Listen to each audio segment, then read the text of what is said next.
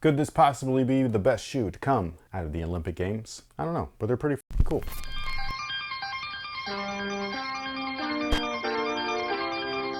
Hey, what's going on, guys? My name's Chris. Welcome back to the official WearTesters.com YouTube channel. Now, before we get started, if you could do me one quick favor and hit the like button and leave a comment. Both of those things feed YouTube's algorithm, and when you feed the algorithm, snack time! Well, it feeds the channel back. It means that it will actually push your videos out to potential new viewers that are interested in the same type of topics, and in turn, we have a greater chance of growing. Growing to what? To 1 million. We're so close, it's crazy. So, if you haven't already, hit that subscribe button, and with that being said, this is the Nike Jam. So far, these have dropped in 2 colorways, and so far they've both been women's. I don't know why. This is like the official, like first, at least to my knowledge, I don't know if there's ever been one, like an official one, but this is being promoted as the first like breakdancing sneaker, which I think is pretty dope. But either way, these are the first 2 colorways to launch, basically a black and gum colorway and then a brown and something, I don't know. They call it driftwood and hemp and sail. In case you're wondering, they both come in a Nike sportswear box. It would have been cool if there was like a box with some graphic on there, you know, like a breakdancing move or something like that. That would have been sick. They should have used a person to look like the swoosh sign. Dude, that'd have been sick. Like bust a move, yeah, and pose, and the swoosh. With their leg up in the air. Like this, yeah. Boom. Why haven't you hired us for marketing yet, dude? Come on. I can hear it now.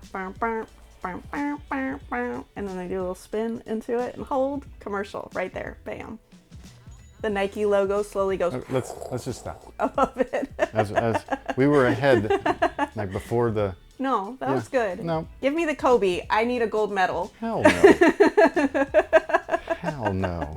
Now the shoe itself is really interesting because it's not very tech heavy, but they do have features in there that would definitely cater towards, you know, that breakdancing style of dance. I don't know if you ever watched a breakdancer dance. First off, it's entertaining as shit. Second off, they wear shoes that are kind of all over the place. It's very interesting. It kind of reminds me of the skate field, like as far as skateboarding goes, where some people love the extra bulky, chunky, stiff, rigid stuff. And then some people like the extra minimal, like lightweight, you're damn near on the floor type of thing. And you're just like, bro, there's 2 polar opposites of like what people prefer. And that's what I've always noticed with breakdancing or dancing in general, is that some people like really rigid shoes depending on the type of moves that they're doing. And then some people like ultra flexible shoes, again, depending on the types of moves that they're doing. This shoe, I think, is supposed to, at least it's trying to cater towards both styles, which I do think is a good move. I use that too much. Inconceivable.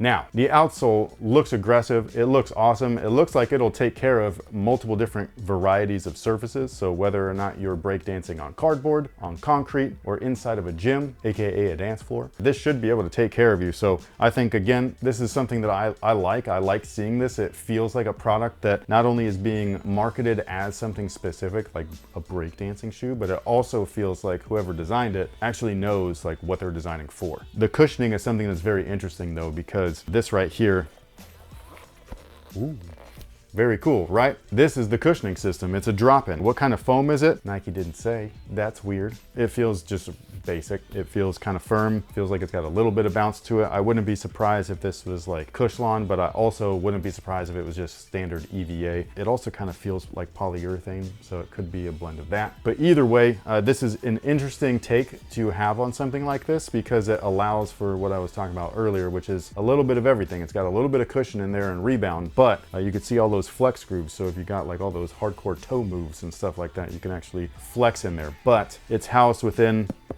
this rubber cage, aka a cup sole, and that's a really cool thing because then it's going to remain flexible but also sturdy. So yeah, it's just really interesting to see kind of like whoever designed this was paying attention. One thing that I think is weird though is the sock liner, the top line right here. It looks real half-assed, like the way that it's literally just glued on there. There's not even a little groove that it sits into. And just as an example, this is the LeBron, so this is for basketball. And even though it is glued on top, it still sits within this little cup sole or cage, you know what I mean? So it looks like it was actually meant to be there. Whereas this one, it's floating there, dude. Like as soon as that glue wears out, this thing is toast. So that would be my only real critique about this right here, is that this should have been kind of like recessed in just a little bit. And yes, it would have been nice if there was some air or something like that in there, but for all I know, breakdancers don't need or want that stuff, even though I see a lot of them breakdancing in Air Maxes. Speaking of the Air Max, the entire shoe looks like a runner, which is interesting. So I see a lot of people breakdancing and just dancing in general in that style of shoe. So that's what it looks like they've tried to do here. It's kind of like mimic the vibe.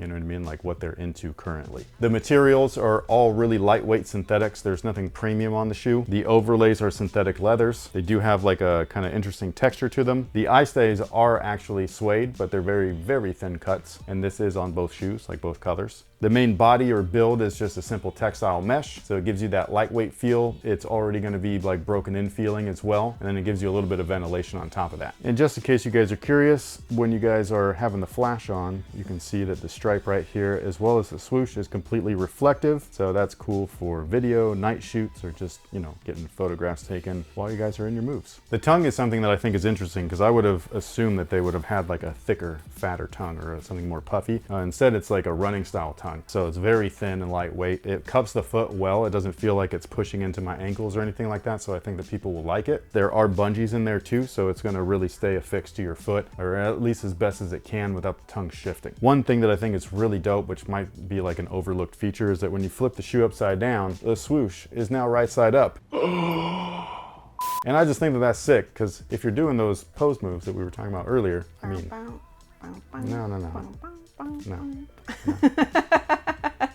But yeah, you got that branding all over the place. As far as looks are concerned, I think that they look cool, but that's just me personally. As far as sizing is concerned though, they're very snug, like very snug. So if you go true to size, know that you are getting a 1-to-1 fit. And I think that once that midsole, this piece right here, starts to break down a little bit, I think that the fit will become a little bit nicer. But I don't know if this is gonna be a great fit for everybody. Like if we're talking about just casual use alone, most people might wanna go up half a size. If we're talking about using the shoe for what it's actually intended for, which is the sport, then I think most people will want to go true to size, at least initially, depending on the way that you like your shoes to fit while you're doing the activity. If you like them to be super snug and 1-to-1 so that you can bust your moves without any like potential shifting within the shoe or heel slippage or any of that stuff, then true to size should be good to go. However, if you're a wide footer or whatever, you might want to consider going up half a size. I don't know if these are available in stores. I did buy mine from Nike's app. And so yeah, the good thing though is that Nike's got a great return policy, so you can get these, get them in, try them on. If they don't work, you just file a return and you send them right back over to them.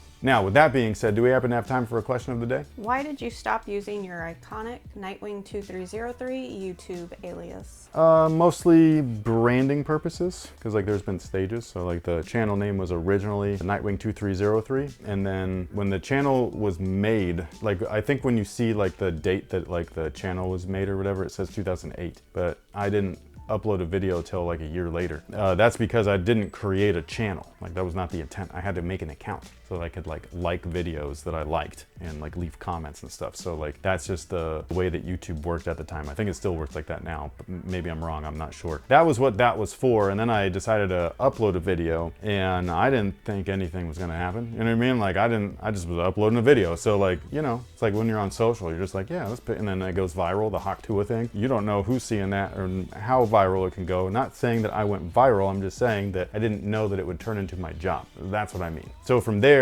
I realized once it was like going in that direction of like, oh, I can make this into like a thing. That's when I was just like, well, Nightwing 2303 is just a screen name. That's not marketable. Like, oh, did you go to nightwing2303.com? Like, what's that? You know what I'm saying? Like, what did they do there? And so it sounds stupid. So I changed it to Kicks on Court. From there were some issues. And so from there, I rebranded it to WearTesters and have been going with that name ever since. And when you think of WearTesters, what do you think? It's an industry term for footwear. So you think obviously they're wearing and testing shoes, which is what we do. And yeah, and then that just kind of is what it is. We can add testers, which we've done and we continue to do. We got multiple testers for multiple categories on the website. We have multiple testers as far as basketball is concerned on the YouTube channel. And yeah, I was, even after those changes though, like introducing myself as Nightwing 2303. So if that's what they're referring to, I don't know, man. I got old and I was just like, this is kind of... I always enjoy how we interpret a question because that's where I thought they were asking. I know that a lot of people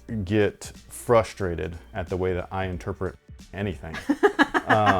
So yeah, we've all made jokes about like how my brain works and stuff like that. And yeah, it just works like that. It does work in the literal sense. I'm not going to apologize for it because there's nothing to be sorry about. It's just how my brain works. If you ask me a question, you are going to get a full answer. If you want a long-winded answer. Well, no, because my whole thing is that I look at things on both sides of the spectrum. So like the original is that, Now we're here, but why did you stop using it as because your social is Instead still of there? saying, hey, this is Nightwing2303 from WearTesters.com. Correct. And that's the same thing. Think about that. If I introed every video as, hey, what's up, guys? This is Nightwing2303 from WearTesters.com. Everybody's like, who the f is Nightwing and why the f are you calling yourself that? That's why. It just sounds stupid. You know what I mean? So It's not stupid. It just sounds a little silly. AKA stupid.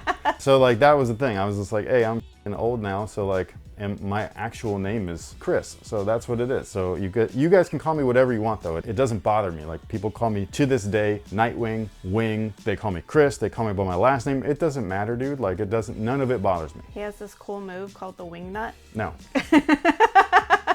No, that was a different video. Don't. But with all that being said, sound off below and let us know what you think of the Nike Jam. Do you think that it's catering towards, you know, the style of sport that they're actually like designing the product for? Or do you think they could have done more? Do you think they did too much? I would love to know your guys' thoughts. If you've actually used the shoe for what it was intended for, I'd love to know your thoughts especially. Like, how do they feel while you're busting your moves? And also, if you'd like to contribute to the questions of the day, leave them down below in the comment section. If we don't get to it now, we will get to it eventually. So just keep leaving them in every video and we will see them one of these days and we will put them in a video. Thank you guys so much for being here. Thank you so much for watching. Again, let us know what you think about these in the comment section and we will catch you guys on the next one. So until then, y'all have a good one.